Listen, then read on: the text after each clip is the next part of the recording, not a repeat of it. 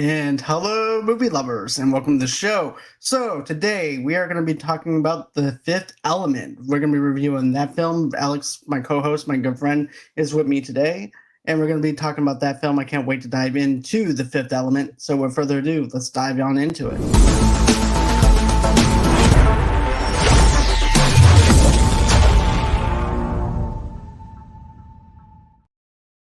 Hey, man, how are you? Sorry, I don't know why that made me laugh. I'm good. How are you? I'm doing great, man. It's always great to actually have you on here and everything. You're like a big bowl of sunshine that I just need in my life sometimes. So I like do it being appreciate that. That means a lot to me. I'm glad I bring that. I bring You do. that light to you. I'm happy to do that. That's what I try to do. I want You bring people out to one of feel, the elements within the fifth element of ooh, I want to be love, but not that kind of love. Hey, no. chill out over there. I'm married, John. I am We're too. both married. We're both married. Hey. Love, But like bro anyway, love. but anyways, that's right. We're going to be talking about The Fifth Element. This is actually hands down one of my favorite Bruce Willis movies. And this movie actually had a budget of $90 million and made $263.9 million at the box office. And it was also the most expensive movie to make at the time in the 90s, which is very impressive that they made all their money back with this. And of course, the director is actually a French director that decided that he wanted to go ahead and make this film. That's incredible. I even like watching it now, like looking back, I can tell most of the budget went to the special effects. But even for today, it still looks pretty good. Like when you give them that oh, excuse me, burping. When you give them that time period adjustment, this looks solid. It still does, all except maybe like the very start of it, where you have that big bulky robot come walking up. That Little that turtle. part, I really liked that.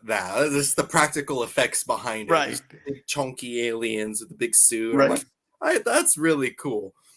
They looked awesome to me, and I think They that walk is always adorable. I thought it was comical though. I thought it was really cool to actually see it again. But just having a 4K television and then seeing that and him doing the walk just made me laugh a little bit. But yeah, it starts off in 1914. Aliens known as the Mandashans meet their human contact, a priest of a secret order and an ancient Egyptian temple. They take the only weapon capable of defeating a great evil that appears every 5,000 years, promising to protect and return it before the great evil's re-emergence. So the opening sequence, I really have to say I really loved because of the fact we actually have the tone of what we're going for with the movie itself. And you see the priest, you see his apprentice, and he's telling him about this legend that if they don't go and stop this, Armageddon's going to basically happen. Yeah, And so they have to teach this to other apprentices, other priests. Don't you think that just has to suck? It's like, well, I'm going to prepare you for this, and then I'm going to die. Then it's up to you to carry on that legacy. And then just in case they show up. exactly, because you never know when it's going to show up. Yeah, I was always picturing like how trippy that must have been for them, because like they're priest of what are they, Catholic or whatever religion the priest is supposed to be part of, but then also of this secret organization within the religion, whatever religion they're from. But that was a cool little bit about that movie. I was a little confused as like why they were taking the stones. Like, what did he say again? That the stones aren't safe there? Yeah, they said they weren't safe there because somebody else could probably use them for a greater evil, Hmm. or they could probably just steal them and without having. My philosophy was this: maybe somebody would take them Yeah. and not know what those stones are or what they Mhm. represent, and they would sell them or something to the Yeah. point where they couldn't even stop Armageddon from happening. Right. That's what I'm thinking. Okay. All right. Yeah. That makes sense. I was just like, wait, if you're gonna take it just to bring it back, because you know the evil's gonna come here, just why not just leave it there behind the closed wall? Like no one else was finding it anytime soon. Well, I guess those dudes were about to, but they Yeah, they weren't able were. to. they weren't able to open the door really.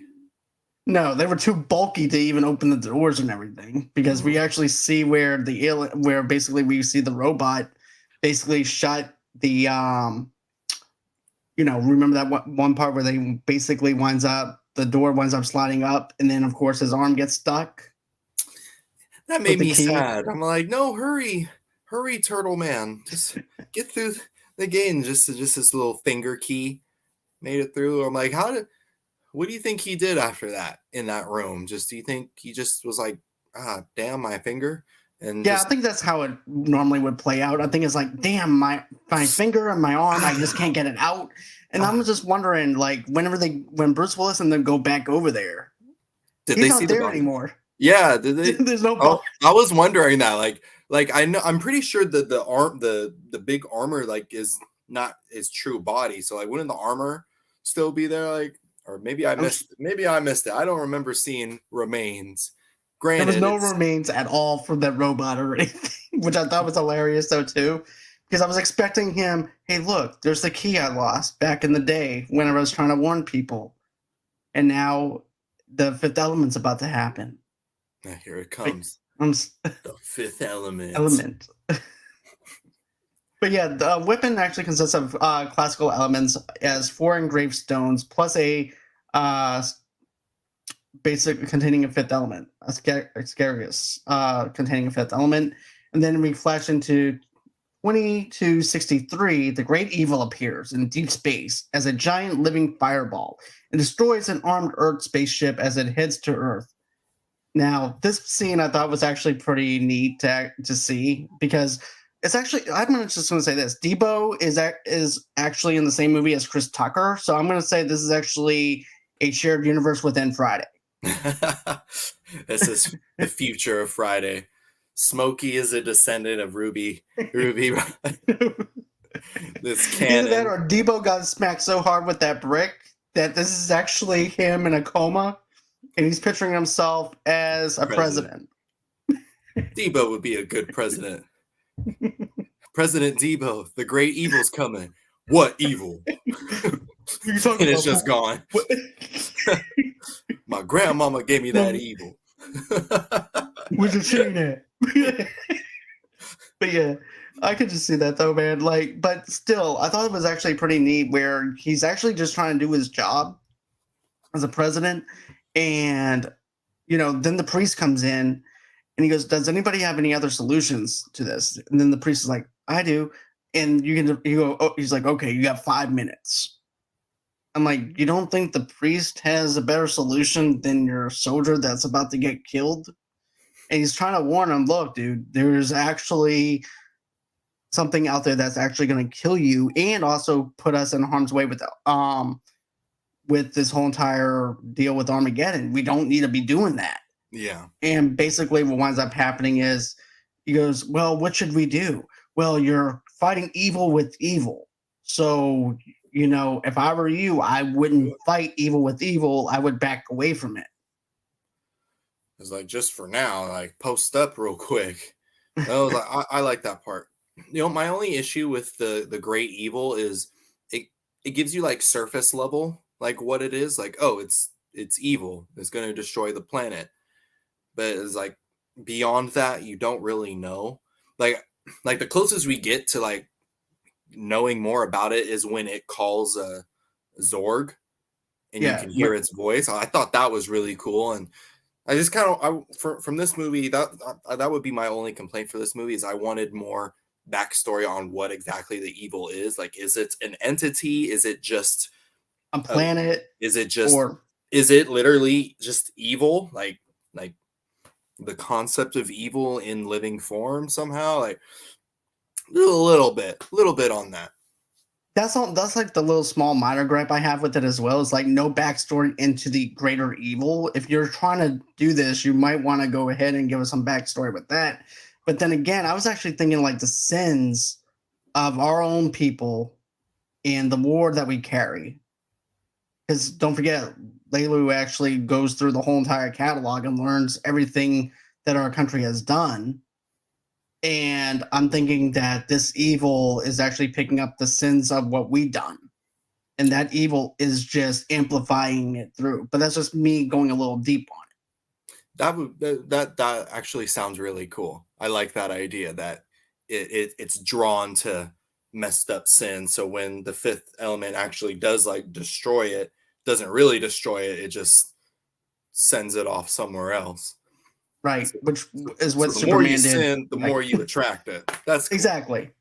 Exactly, because that's the only solution I could think of when I was thinking of that. I'm like, this thing has to be amplified by some kind of sins of the world, sins of what our people do with war, Yeah. and the implications behind it. So I was just thinking, okay, well, this is basically sin, and this is our sins that we carry with it, and we're doomed to actually repeat what we do, Mm-hmm. which is why a couple of years later they have to fight it. Yeah. So that's what I was thinking. I like that theory. Thank you. I hope it catches on. I hope it does too. I need to make a video of that. But I think that's actually the perfect way to go about it. And then you see the general, he's like, well, we're going to shoot some rockets at it. So they shoot the rockets at it, and it just absorbs the rockets, the torpedoes, to the point where they just basically just explode. And then after that, he look on his face is so horrified. He's like, oh shit, I really fucked up this time. Because then you see this skull that just comes out of this planet. And this looks like the most heavy metal planet that you would actually see. Because I was like, you know what? Maybe Slipknot's playing there. Maybe I might want to be in that planet, where you had that giant skull just come at you. Yeah. So I'm like, yeah. But I thought that was the skull actually needed to show us that it's actually sin. That makes me think it's a sentient being, because it's just like, it'd be really cool, not just a fireball that looks like a skull. That'd be hardcore. I'm gonna kill him with that. And I was like, it's doing that for drama. It didn't need to do that. For effect. That's all it was doing. But yeah, then like I said, then after that winds up having the Mondoshan's current human contact on Earth, priest Vito Cornelius informs the president of the Federated Territories of the Great Evil's history and of the weapon that can stop it. And this is also when we have this is actually one of my favorite things, though, is the opening sequence after that, where we have Korben Dallas waking up. Korben. And you see where he's actually trying to quit smoking. You see the apartment is like very tiny, to the point where it actually feels like a U.S. Army, U.S. Navy ship in a sense, because how small and compact it is. And then you also then another thing that I really liked is it shows a lot in depth with who the character is, especially when Finger calls him. And he's going through looking for a cigarette. And let me just tell you this. I never smoked a cigarette in my life, but Bruce Willis looks like the most badass person they can think of with a cigarette hanging out of his mouth. Yeah, right? I was just like, smoking's not good. I don't recommend it for everyone. But gosh darn, Bruce Willis makes it look cool.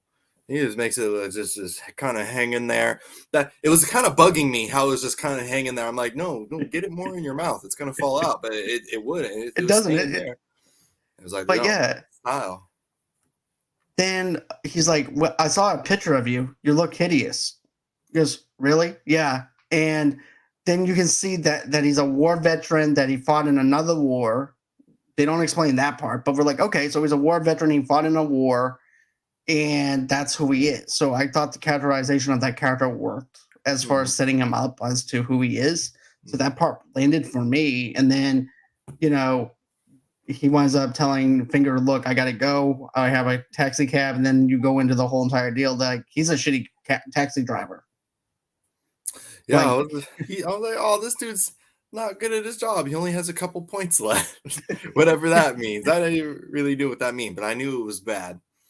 Growing up, I really admired Korben Dallas, mainly because of his room. I thought his room was the coolest room, even though it was small.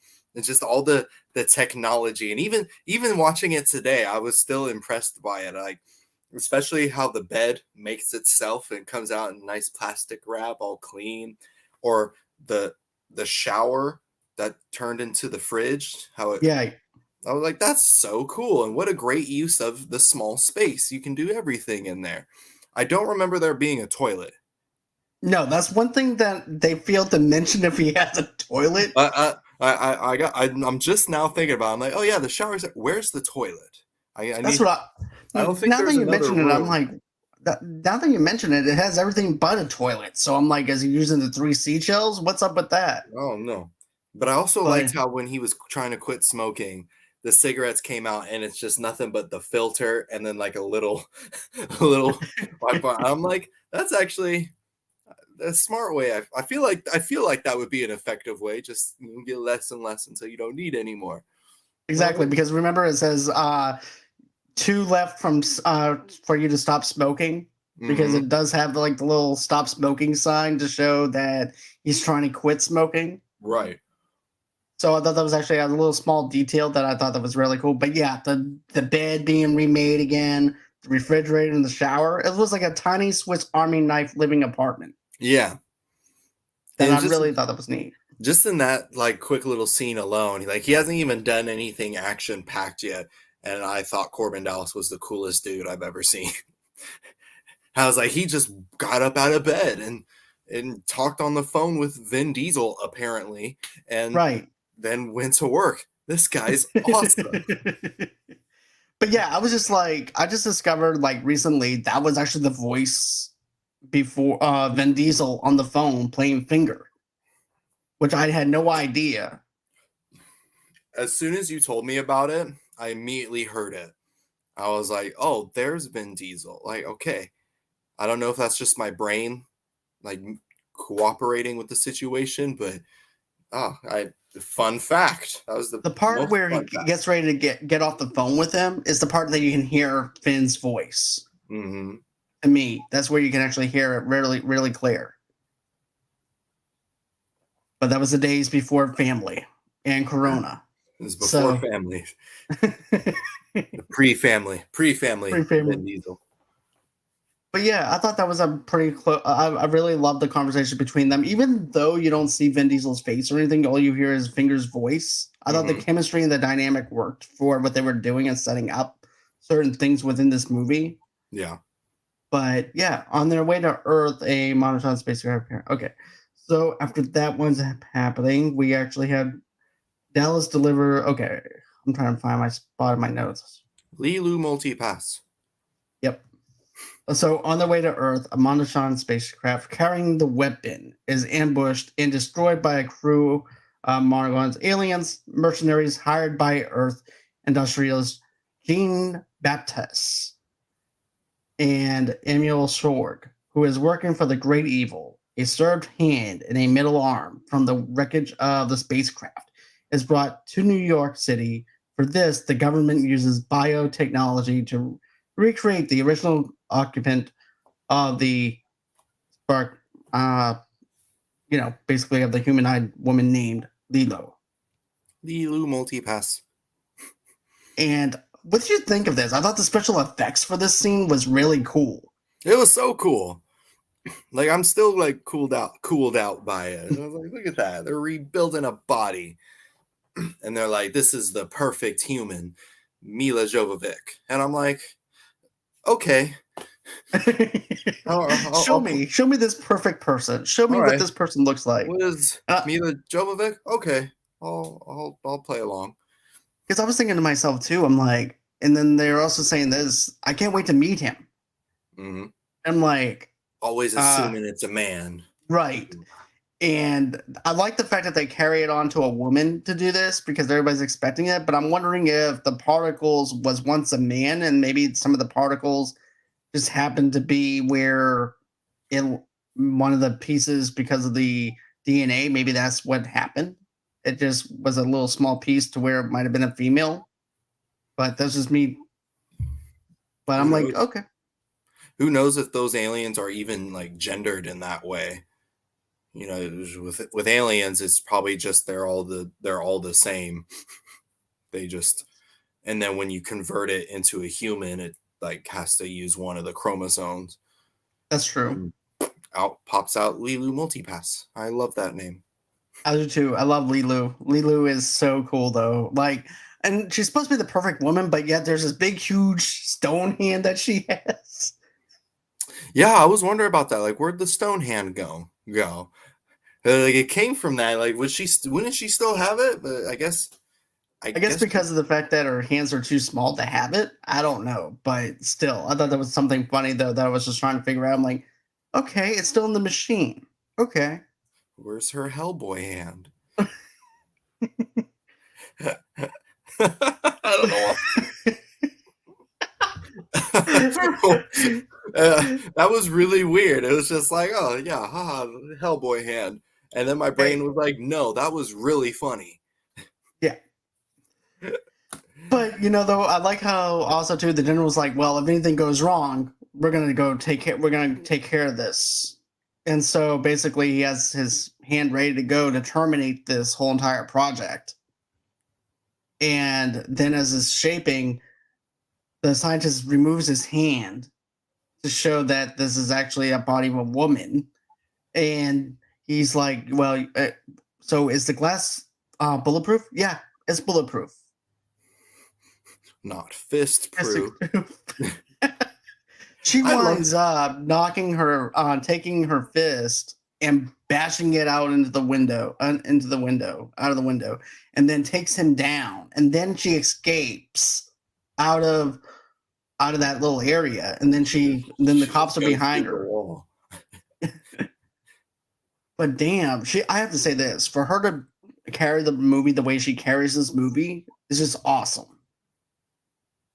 Yeah, Milla Jovovich does a great job with this role. I think she played the alien in a human body role very well. Funny thing, if you watch that scene where she punches through the glass slowly enough, you can see right as her fist is connecting to the glass, you can see that it's already pre-broken. So it just pops I didn't even know that. I caught it rewatching it. I was like, oh no, that was pre-broken. That hole wasn't there. They cheated. But yeah, I like Milla Jovovich in this role. I wouldn't say she carries this movie. I would say that honor goes to another character we'll get to later. But right. But I think she was really fun to watch. She was adorable. Just kind of not naive, but like how she's just learning, and she's like a fish out of water, basically. Yeah, but still figuring it out. And then I love it when she finally jumps off the building and lands right in Korben Dallas's taxi, and the cops are there trying to pick her up.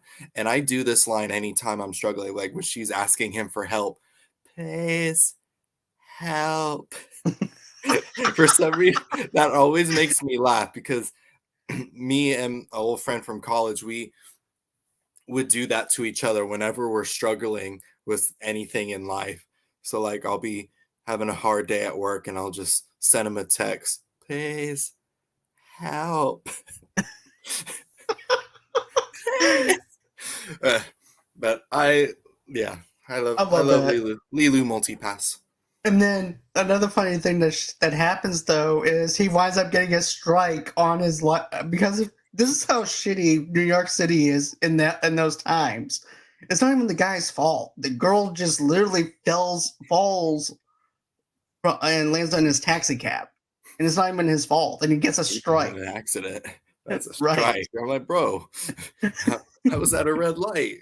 Right. I was just minding my own business, and all of a sudden this woman just comes falling down out of the sky. It's not my fault. Which makes me think, later in the movie, she gets shot a lot, and that hurts her. She fell off a building through the top of a car, which I assume is stronger than a futuristic car, which I assume is stronger than like today's cars. So I'm like, what's her durability level? She can survive falling through a really tall building through a car, but she can't survive getting shot. Well, she's the fifth element. So she fell in love, so it didn't kill her. That's one element. That's one element. Bruce is the second element. Bullets are not an element, therefore they hurt. They do. And I like how the cops are over there just like, okay, let's find out what's going on here. And then he thinks that the taxi cab's stolen. This is how bad the cops are.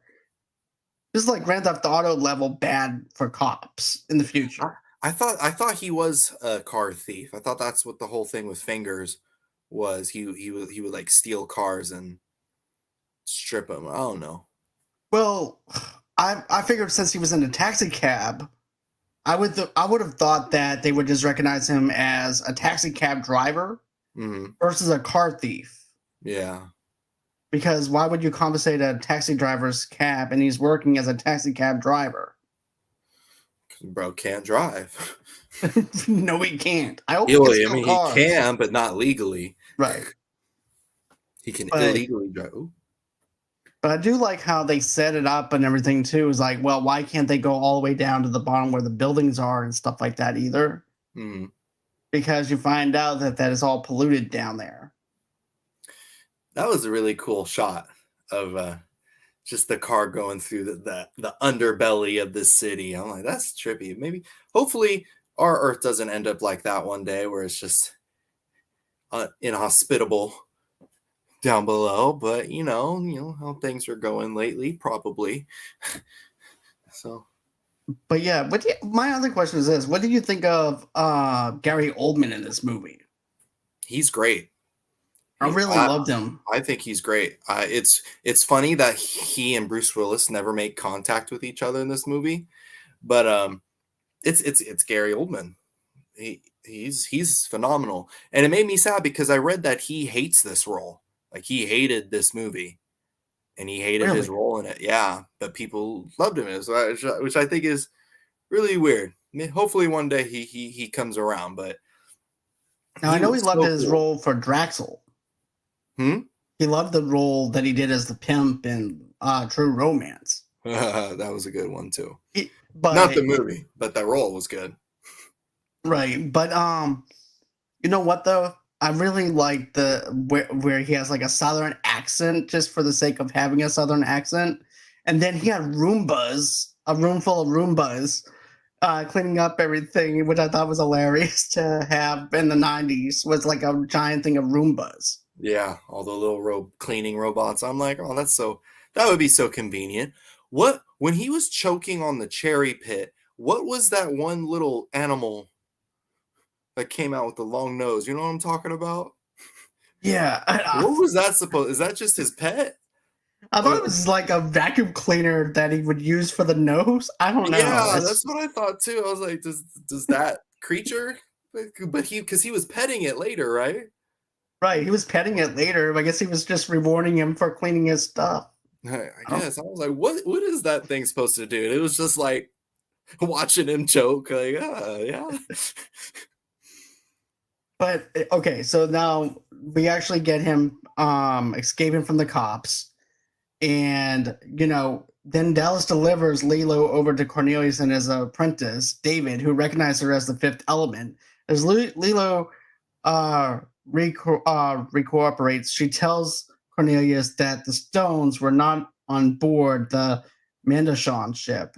Simultaneously, the Manadon ship Sean's inform Earth's government. The stones were entrusted to an alien opera singer, the diva. Caliguna. I think that's how you say it. The alien names are really messed up in this. And try to say them 7 times quickly. I call them robot turtles, space orcs, diva. But my favorite thing, though, I like how Cornelius is like, okay, thank you so much for bringing her. You can go now. And he's like, wait, she fell in my cab. I am now responsible for someone else. Yeah. Like, there's a hole in my cab. I need to get some more explanation out of this. And I was just wondering, can you use some of the donation money to fix my cab? Because she may be the Fifth Element, but I need that shit repaired. The Fifth Element ain't gonna pay my bills. Right. Well, that's such a sad existence. You don't need the Fifth Element when you have family. Sorry. Okay. Well, he's not Vin Diesel yet. Okay, so after that winds up happening, then Bruce goes back over to his apartment, and he's thinking about is Leeloo. And I like how he has that conversation with Fingers. He goes, and he goes, what happened to the car? You had one. Now you have one strike. What happened? He's like, something fell on my lap. A very big fear happened. One of those fears that you just couldn't walk away from. Uh-huh. And he's like, oh, really? Tell me. 6'3", 120 pounds. 6'3"? I don't know. I don't know. Hey, I'm paraphrasing. I was like, say, she's that tall? She's like 5'3". Okay, 5'3". I was like 6'3". She get over here. My bad. Milla Jovovich as tall as me? I'm not. You tall, but yeah. No wonder the zombies in Resident Evil didn't stand a chance. He Stomping played on defensive tackle. Nah, but no, dude. But yeah, he basically is just telling him, hey, look, I'm falling for her. I really am. And stuff like that. And then you wind up having another scene where Leeloo is actually heating up this chicken because she just got done eating one whole chicken, and then she puts another one in the microwave. a whole other one. I'm like, girl, I respect the snacking. I do too. And then the priest is like, look, I love what you're doing, but you need to tell us what's going on and where the elements are at. Because at that point they didn't know what was going on either. And she's over there watching TV trying to learn. Oh. She is so adorable in this movie. I love Leeloo Multipass. That is her official name. And then once that happens, that's when they realize, oh, okay, so now we have to figure out a way to get those from the opera singer. Mm-hmm. And then at that point, Korben gets a knock at the door because the president sends over the general and his troops. And he's like, look, we need you to come back. We have a big job for you to save the world. He goes, no, I'm going to have to pass. And he's like, no, you're going to have to come back. And he's like, no, I'm not going to do it. I'm done. I've done my time. I did 6 months with, basically he retired 6 months ago from the army, which I didn't realize that until I started rewatching it and paid close attention to detail with that. But yeah, he retired 6 months. He was retired 6 months, and then here they come wanting him to do this one last mission. One more mission, in or out. Yeah, at this point in the movie, I felt like it kind of slows down a bit, and really doesn't pick up again until they get to the place where they show their tickets. And I'm just excited. I just want to get to the Leeloo Multipass part. We'll get to that in a minute. Leeloo Multipass. But yeah, then it does slow down. I do have to admit, I did feel the runtime when they enter in the cabin, and I understand why they would do that. I understand why they would need to do that, but at the same time, it's like you're stalling for more. You could be putting this into more other resources than that. Yeah, I'm gonna turn this fan on. But that's the way I see it, though, too. Mm.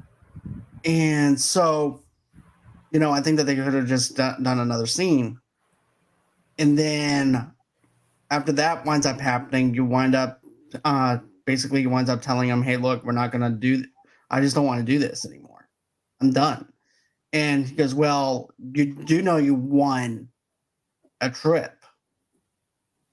He goes, "No, I didn't. I didn't get no notifications showing that." And all of a sudden, there's the mail drop of him winning the cruise trip. And also, too, his mom's also yelling at him on the phone, though, too, before then. Talking about how he won the trip and stuff like that, too. Mm. But, yeah, all this is basically just for a comical effect. But I do have to admit, I do like the tweaker in this movie. The tweak at the very beginning, where where Dallas winds up taking his gun and confiscating it and putting it into the Mind if I basket take with all this the from other you? guns. Oh yeah, go ahead. You sure? Yeah. I like that the dude had the thing to cover the peephole so it looked like no one was at the door. I'm like, that Right. was actually really clever. That was really smart by that guy. That was cool. He goes, "Do you classify yourself as a human?" I'm a meat. What do you say? I'm a meat popsicle. Yeah, I'm a meat popsicle. What was that one And dude's issue in the other room? Smoke you! I'm like, what? And then they shot him? then they capture him. That's how they arrest people in the future. They just go ahead, they capture him with a net. Hey, we got him. Okay, good job. Okay. Doesn't read them his rights. They just assume that that's Dallas, Korben Dallas. And then then they thank Dallas for his corporation, which they think that he's somebody else. Yeah. But he also stuffs the general and all them inside the freezer, and they're frozen to death at that time because Leeloo is actually rings the doorbell. And he goes, "Oh, my wife's home. Your wife, you're married?" He goes, "Yeah, you know how it is. You know, have a few laughs. Go to save the world. Save the world for the Fifth Element." But yeah, so basically that's what winds up happening. And then after that, they go over to, then they decide that they're gonna go and try to go over to where the cruise ship is to get for the multi-pass. I'll let you take over that. Yeah. Then we meet the greatest character of all time, probably in cinema history, Chris Tucker's Ruby Rod. I loved Ruby. Ruby! Korben Dallas! I would be totally fine if this whole movie was just Chris Tucker just talking. I loved Ruby Rod so much, and just anytime he would freak out and do that high-pitched scream. Ah! Ruby Rod is hands down my favorite character in The Fifth Element as well. Just the comedic stuff that he does with it. And get this, they wanted Prince for that role. And Prince said, no, that was too flamboyant. I'm like, dude, there's literally a Prince song playing as Korben and them are inside that lobby area to get the ticket. How much more can you get when you look at that scene? This is because the director is also a Prince fan. So he wanted Prince to be Ruby, wanted him. You know, I think maybe deep down Prince knew that no, there's someone much better for this role. And that was Chris Tucker, and he was absolutely right if that was the case. Because Chris Tucker just he just nails it. He has that facade, you know, he just has his way of actually doing stuff within it though too, man. Like especially the part where he's trying to sleep with the stewardess and she goes, and there's something that the stewardess says, she goes, "I never been with a human before." And he goes, "Neither have I." And that makes me think that he's an alien. He could be. Makes sense. Ooh, ouch. Korben, my man. Korben, my man. I got no fire. What do I do? I got no matches. I got no lighter. I got no fire. Oh yeah, I love Chris Tucker as Ruby Rod.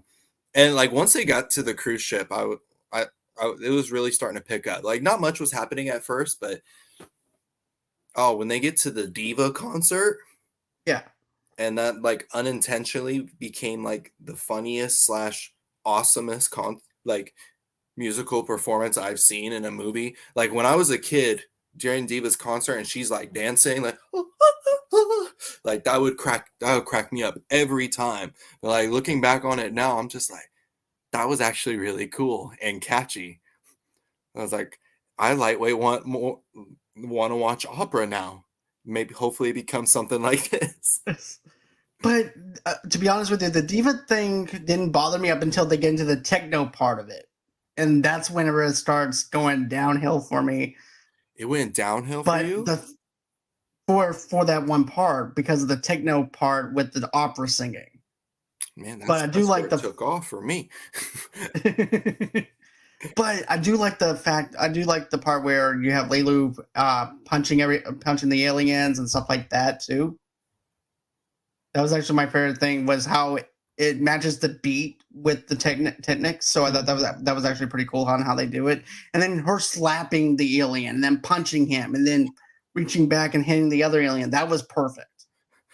I would feel so disrespected if someone was just like just slapping the heck out of me before knocking me out. I would just stay on the ground once I come to. I'm like, no, I don't want to get disrespected like that again. That like hurts my ancestors thinking about that. But the other funny aspect to this though too is while that's happening, you have Chris Tucker who's over there just panicking the whole entire time. They're everywhere. They're everywhere. I'm not safe. I'm just gonna let you do Rudy. Seriously, you do the best Chris Tucker. Oh no, I don't. No. Oh my god. I'm just the guy trying his best.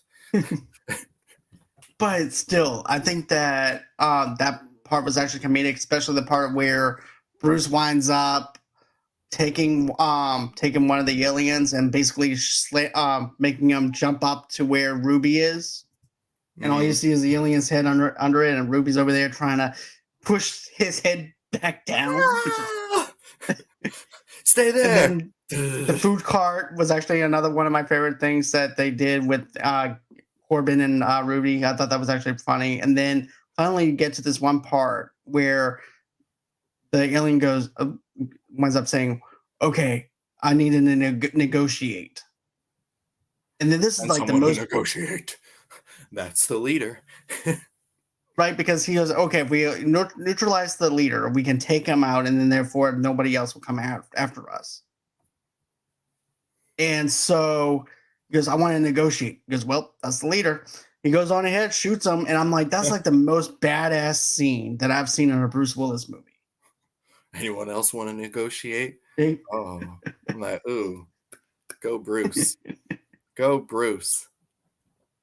But yeah, so after that, winds up at Zorg renames on the deal of the Mandalores for failing to obtain the stones and kills some of them. Earth's military sends Dallas to meet Pavlona, a rigged radio contest provider. Okay, so then, of course, we wind up having the luxury vacation aboard a flying hotel on a planet of socialism, accompanied by the flamboyant talk show host Rudy Rod. It includes a concert by Pavlona and learned that Leeloo shares his mission. Dallas lets her accompany him. Cornelius instructs David to prepare the temple, then stows away the luxurious spaceship. The monologue crew, presuming the stones of themselves, are also illegally aboard the ship. But the funny thing that I thought that was the security for this thing is just, they suck. They are not prepared. They're prepared to serve, but not to fight. Security. No. Security. I would not want that. But think like this: you let the priest underneath the belly of the plane. There's no security there. Then you're going to let somebody else to be Korben Dallas, and they didn't know which one was Korben. The security definitely sucks at that airline. Mm-hmm. But yeah. So during the concert, the attacks the Pearl Dallas extracts the stones from her body and kills the Mandalore leader, causing the others to surrender. Zorg arrives, shoots the tremulous Leeloo and activates a time bomb. He flees with a carrying case of the prosomes contains the stones, but returns when discovers it's empty. I do love this scene where Leeloo just throws the case at him. And it's just full of clothes. Right. And then all this time, it was just inside the alien, the diva. Mm-hmm. The stones are in me. I'm like, oh no. This is not the arrangement. Oh, that scene was I really loved her practical effects. The makeup and costume design on Diva was really cool. but just the scene where he has to like he puts his dang near whole arm in Into her his stomach. to get the stones, and the stones look so cool. And I'm like, those are some pretty looking stones, and I think it was the blue blood all over them that made them kind of Yep. sparkle a little bit, but it was great practical effects. I loved it. I thought that was actually pretty cool to have the stones inside of her, because who would actually thought about doing that? But then I'm thinking to myself, how the hell did she get the stones in her to begin with? Yeah, like what happened? Maybe her species, it's easy to eat stuff like I guess kind of like a the long mummy. sandwich from Subway. Yeah. Yeah. But yeah, during the then after that, I do like the part where he actually gets blown up by his own bombs. Yeah. He's like, what did that one space orc say before he blew up the ship? Like right as Zorg stopped his bomb, he was like, "Oh, what did he say?" But it was pretty. I was like, that was a good line to say before killing someone. It was like for honor or something. I don't know. It was cool though. Whatever that space orc said before he blew everyone up, that was great. But yeah, he flees with the carrying case. Okay, so then he discovers he deflects his bomb by dying. The Muggle sets off his own, destroying the hotel and killing Zorg. Meanwhile, Dallas, Cornelius, Leeloo, and Rod escape with the stones in Zorg's private spaceship. As the great evil approaches Earth, the four meet David at the temple. They deploy the stones, but Leeloo, having learned of humanity's own terrible history of war, has given up on life. That was a beautiful scene.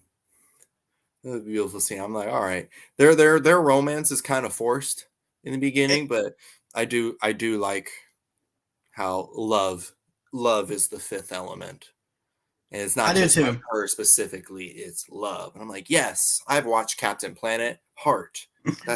That's another element. That's what I thought of though too. To be honest with you, when I saw all those elements together. And was just thinking of Captain Planet the whole time. That would be so cool if Captain Planet just popped out. He's like, I'll handle this evil. No littering. Punches it. No more sin. No more sin. Now to beat the hell out of someone for throwing a trash bag on the ground. And having an alien life form still sitting there after all this that's not even there anymore. Yeah. What if he was still alive, that one alien? You're just like, oh, thank God the door's open. I need to pee. I loved it though, that the scene where they're setting the elements, the stones, and then they're activating them, the lights, the different color lights come on. Like that scene's always really satisfying for me to watch, especially the blue one. The blue one's the prettiest. The blue one's always going to be my favorite one because blue is my favorite color. So to see him going, when they're going, well, what did you do, David? Well, I just said, well, we're all going to die.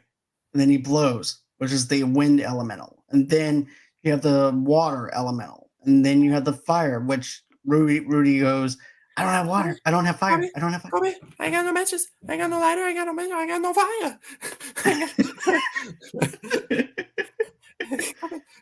What's wrong with you? Get away.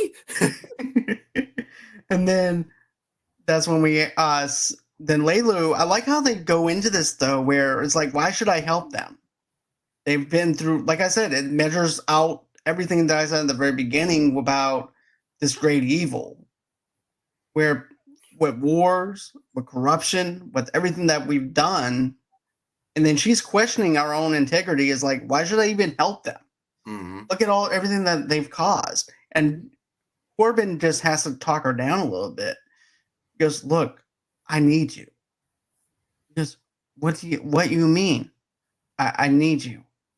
And then Cornelius says, just tell her I love you. And then all of a sudden, and then after that, that's when we have all the elements just shine through all of them. And then after that, we have this huge celebration with Debo out on the balcony. Rest in peace.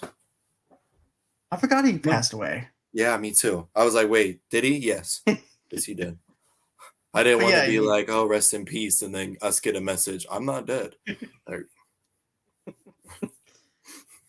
But yeah, I forgot he passed away though a couple of years back. But and then of course we have that basically Leeloo and Korben are both making love.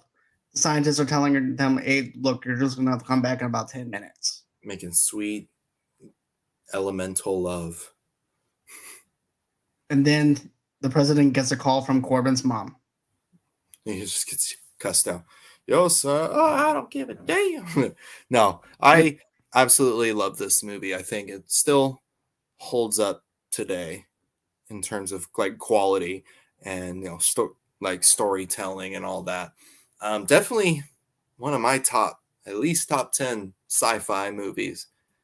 At least, I'm pretty sure that's the case for a lot of people who've seen this movie. Like, it's just fantastic, well performed, is well produced, well directed. I love the soundtrack. I love, especially like the practical effects. The practical effects were the most impressive. I love the costumes and makeup. It was so cool. And then Chris Tucker as Ruby Rod, like, have my money. I remember whenever I first borrowed this from a family member in Boston, and I didn't know what to expect. I didn't even know Chris Tucker was even in this movie. They had it on VHS at the time because there was no DVDs, no Blu-rays at the time or anything like that. So then I'm like, oh my God, that's Chris Tucker. Because it's my very first movie that I ever seen him in wasn't Friday. It was Money Talk. So I'm over there cracking up, laughing. My mom goes on ahead, takes a shower. She goes, "What? You're still watching that movie?" I'm like, I didn't realize it was still 2.5 hours long. I didn't realize, I didn't care. I was just glued into it. So good. And it really is. And I also remember seeing the previews to this movie during a Van Damme movie for Double Take with him and Dennis Rodman. And I remember wanting to go see it, but I never went and seen it in the theaters. So my first experience was on that VHS tape. And then back when Blu-rays was first starting out, my brother-in-law was like, look, you're going to have to get with the Blu-ray player, you're going to have to get the best sci-fi movie that you can get. So for $10, I got The Fifth Element over at Walmart. That's what I need to do. I need to eventually, when I get more space in this plate in my home, I will start collecting some Blu-rays. But I'm also a brat about using Blu-rays because, a lot of stuff's on streaming now. So like, I then have to get up off the couch, grab a DVD, put it in my DVD player, just stream it. But like no, I need more. I should do it more. For me, with having physical content, you never know when contracts are going to be running out. Yeah. So at least you'll have it as a physical content of physical media. So at least you'll have it with you. You just pull off the shelf without having to pay for extra streaming services. I got it.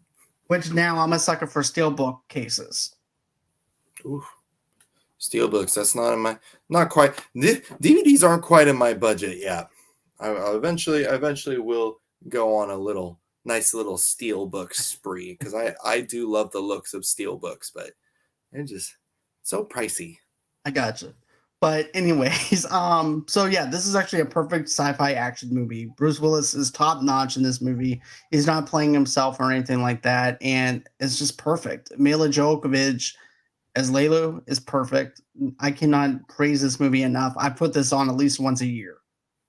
Has to be at least a yearly watch because it's so much fun, so good. Definitely, and sometimes I forget what parts of the movie is because sometimes I have certain things out of order on certain things that happens within the movie when I'm watching it. I'm like, oh, okay, I thought I remembered it this way, and instead it was the other way around. Yeah. So, I like going back and rewatching movies because of certain scenes. Me too. So, as far as this goes, is it for The Fifth Element, but is there anything that you're working on as far as your channel goes or anything like that? Currently I'm preparing to do a ranking of the entire MCU in preparation for the third Guardians of the Galaxy movie. So I'll be ranking every movie and TV series in the MCU from, what is it, 40 to 1, I think it's 40. So looking forward to that. Okay. And Rossi's going to be doing her Sandman review for episode 2 coming up this week. And Friday, I'm going to be interviewing Crichton Hobbs for his new movie called Binded by Tragedy. And Wednesday night, I don't really have anything, I don't think. So It's a party. Party hard. But yeah, that's going to be it as far as this review goes. Thank you so much, man. It's always a pleasure to be able to do this with you. Always a pleasure, John. Right. Always until next time, guys. Bye-bye.